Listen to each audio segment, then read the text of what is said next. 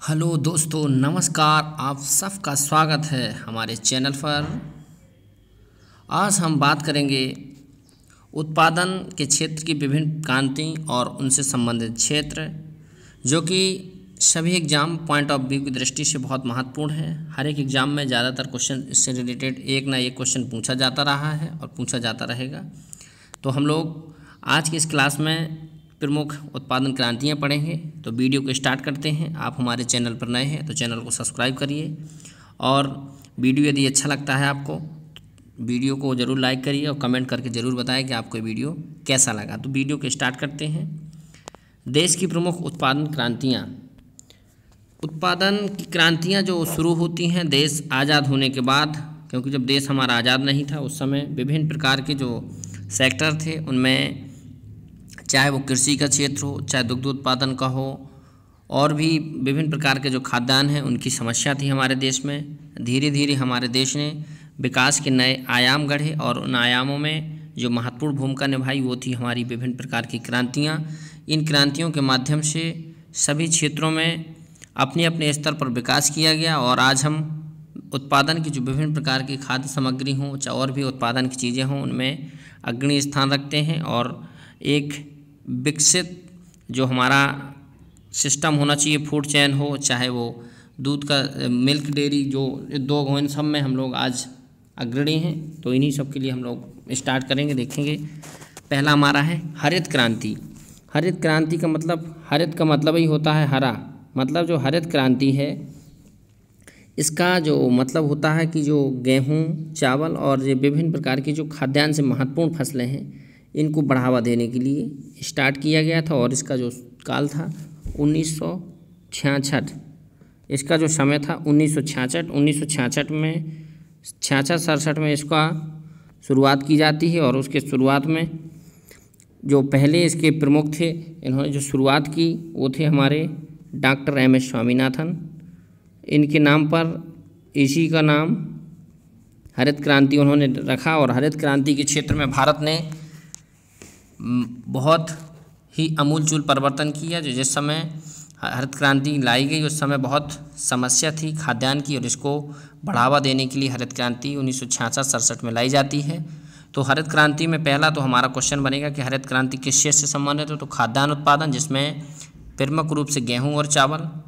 उसके बाद इसके हरित क्रांति के जो जनक हैं M.S. स्वामीनाथन। और हरित क्रांति का जो प्रमुख जो क्षेत्र रहा है पंजाब, हरियाणा, जो कि काफ़ी डेवलप हैं, और इन्हीं में खाद्यान्न के विभिन्न क्षेत्र की जो उत्पादन है इसमें प्रति हेक्टेयर उत्पादन भी वृद्धि हुई है। दूसरा है हमारा श्वेत क्रांति। श्वेत क्रांति मतलब, श्वेत मतलब दुग्ध उत्पादन के क्षेत्र में जो क्रांति हुई है, श्वेत क्रांति। दुग्ध उत्पादन का जो क्षेत्र था उसमें जो क्रांति हुई उसको हम बोलते हैं श्वेत। ऑपरेशन फ्लड, ऑपरेशन फ्लड के माध्यम से जो दुग्ध उत्पादन था, प्रति व्यक्ति दुग्ध जो प्राप्ति थी वो बहुत कम थी। इसके बाद 1970 के दौरान operation flood, doctor Verghese Kurien के माध्यम से 1970 में ऑपरेशन फ्लड मतलब श्वेत क्रांति चलाई जाती है। और इस श्वेत क्रांति के माध्यम से आज हम जो दुग्ध उत्पादन में इसमें अग्रणी स्थान रखते हैं। तो इसमें एक महत्वपूर्ण प्रश्न ये है कि इसकी शुरुआत होती 1970 में, और इसके जो जनक है श्वेत क्रांति के, वो जनक है डॉक्टर वर्गीज कुरियन।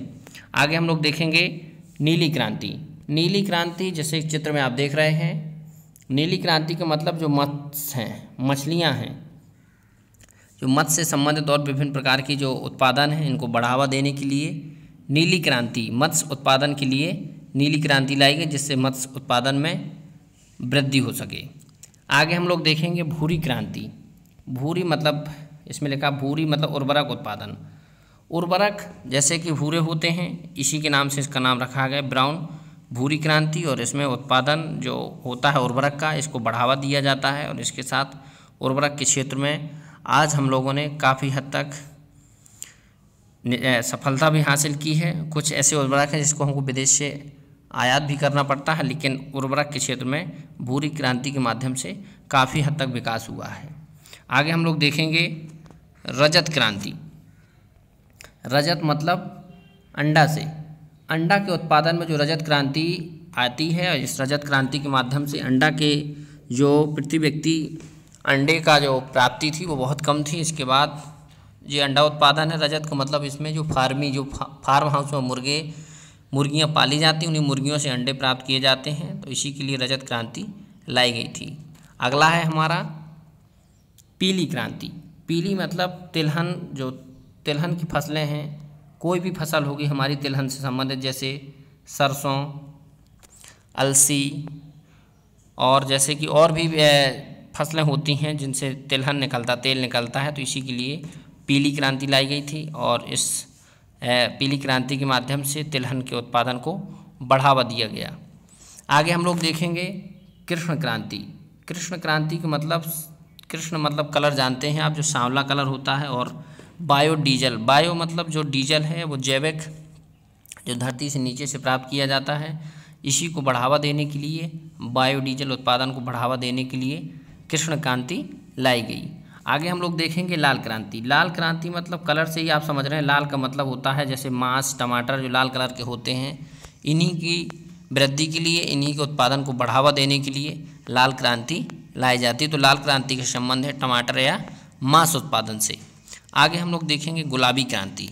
गुलाबी मतलब जो गुलाबी रंग होता है, झींगा एक मछली होती है, आपने नदियों में कभी जो देखे होंगे, छोटे छोटे से, बहुत छोटे होते हैं झींगा मछली के, जो लार्वा टाइप के रहते हैं, और इनको यदि पकाया जाए, इनको पकड़ते हैं, इनको तेल में तलते हैं, तो इनका कलर गुलाबी हो जाता है। इसीलिए इनको झींगा मछली के उत्पादन को गुलाबी क्रांति के नाम से जाना जाता है। और ये झींगा मछली बहुत फ़ायदेमंद होती है और इसका निर्यात और आयात भी किया जाता है। आगे हम लोग देखेंगे बादामी क्रांति। बादामी जो कलर होता है, जैसे हम मसाले विभिन्न प्रकार के उपयोग करते हैं, इन मसालों में जो महत्वपूर्ण उत्पादन में वृद्धि हुई है वो बादामी क्रांति के माध्यम से। भारत पूर्व में भी अंग्रेज़ों जब आते हैं भारत, तो जो मसाला का उत्पादन था भारत में, काफ़ी अच्छी मसाले होते थे, और इन्हीं मसाला उत्पादन के क्षेत्र में आज जो बादामी क्रांति है कार्य करती है। आगे हम लोग देखेंगे सुनहरी क्रांति। सुनहरी मतलब जो फल होते हैं, फलों के उत्पादन के लिए सुनहरी क्रांति लाई जाती है, जिससे फलों का उत्पादन बढ़ सके और प्रति व्यक्ति फलों की प्राप्ति और फलों के उत्पादन में भारत आत्मनिर्भर हो सके। आगे जो मोस्ट इम्पॉर्टेंट क्वेश्चन है एग्जाम में सबसे ज़्यादा आने की जिसकी संभावना है, वो है अमृत क्रांति, नदी जोड़ो परियोजना।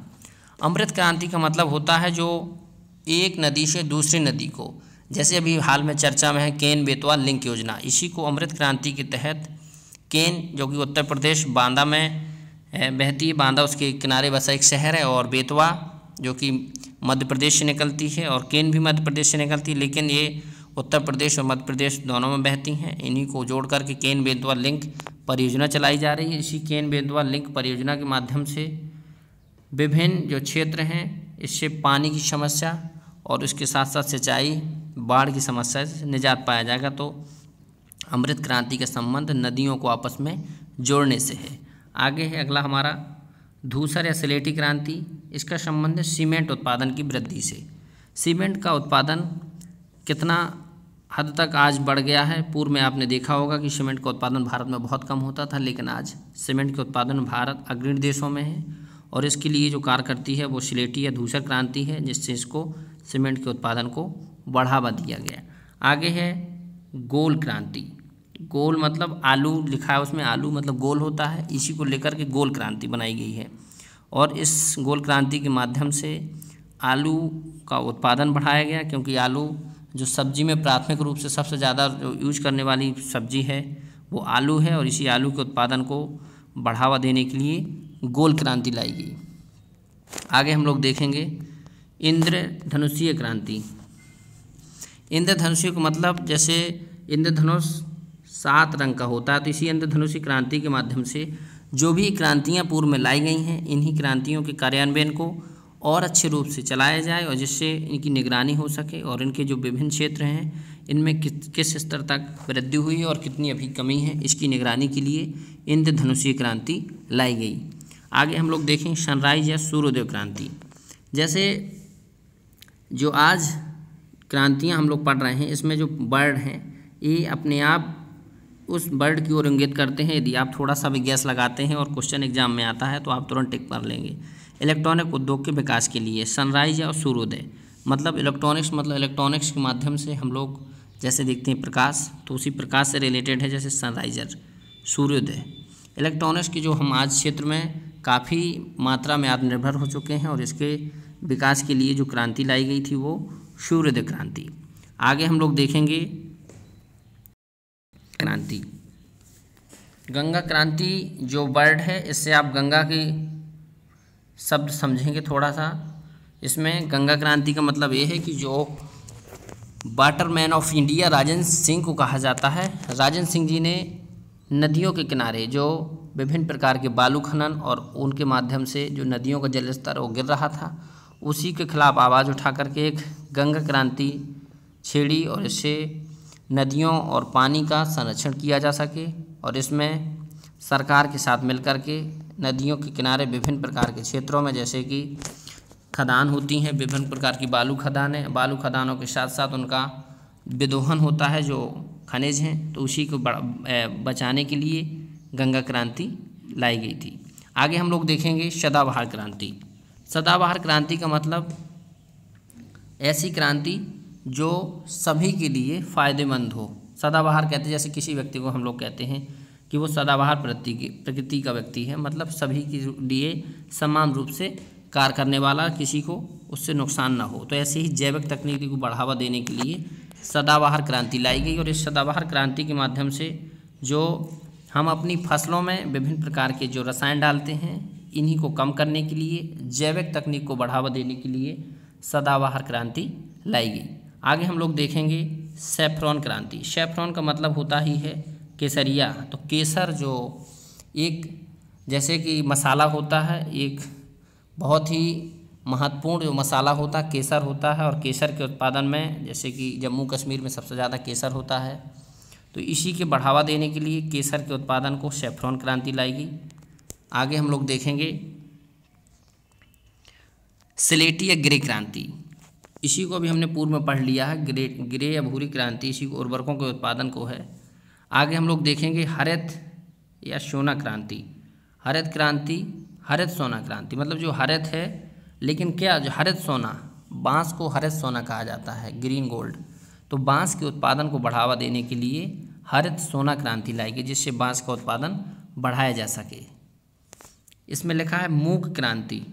मूंग क्रांति जो वर्ड है वो जैसे कि फसलें होती हैं जो मोटे अनाज होते हैं, ज्वार, बाजरा, मक्का, इनके उत्पादन को बढ़ावा देने के लिए।